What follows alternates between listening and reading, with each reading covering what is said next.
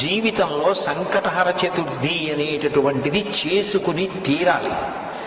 సంకటహర చతుర్థి వ్రతం ఒక్కసారైనా చెయ్యాలి.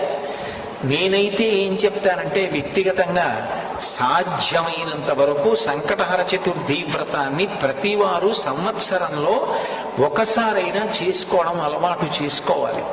నేను ఎందుకు ఈ మాట అంటున్నానంటే, వేదవ్యాసుడు దేవీ భాగవతం చేస్తూ ఒక మాట అంటాడు, కాలో హి బలవాన్ కర్త సతతం సుఖదుఃఖయో నరాణం పరతంత్రాణం పుణ్య పాపానుయోగత.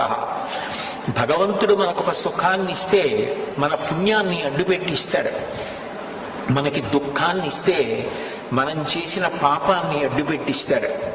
నేను చేసిన పుణ్యమేదో నాకేం తెలుసు? జీవితంలో సంకటహర చతుర్థి అనేటటువంటిది చేసుకుని తీరాలి. సంకటహర